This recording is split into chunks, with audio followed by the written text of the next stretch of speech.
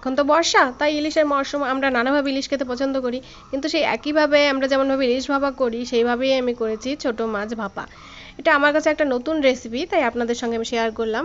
আপনারা আগে খেয়েছেন কিনা জানি না, কিন্তু আমার রেসিপিটা বেশ ভালোই লেগেছিল। এখানে আমি ছোট মাছগুলো খুব সুন্দর করে ধুয়ে নিয়েছি। ধুয়ে তারপর লবণ হলুদ তেল দিয়ে ভালো করে মেখে নিলাম। এরপর এর মধ্যে মশলা হিসাবে আমি রেখেছি সর্ষে আর জিরে। এটাকে ভালো করে বেটে নিয়ে একটু তেল দিয়ে আবারও মেখে নিলাম সুন্দর করে। তারপর এর মধ্যে দিলাম পেঁয়াজ কুচি। এবার এটাকে আমি টিফিন বাক্সে ভরে ওই কড়াইতে জল দিয়ে ভাপিয়ে নিয়েছি।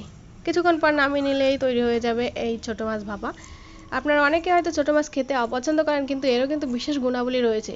যেমন আপনাদের জানাই, ছোট মাছ হজম শক্তি বাড়ায়, রোগ প্রতিরোধ ক্ষমতা বাড়ায়, শরীরের ক্লান্তি দূর করে। এছাড়াও রয়েছে ছোট মাছে ভিটামিন এ, যা চোখের পক্ষে খুবই উপকারী।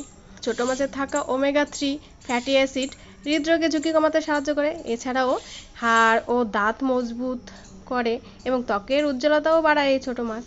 তাই আপনাদেরকে বলবো, আপনারা এটা খাওয়ার চেষ্টা করুন। খুব একটা খারাপ লাগে না, একটু কাটতে সমস্যা হয়, কিন্তু চেষ্টা করে দেখুন, নিশ্চয়ই করতে পারবেন। দেখুন কতটা সুন্দর লাগছে না? কি পছন্দ হয়েছে তো খাবারটা? দারুণ লেগেছিল।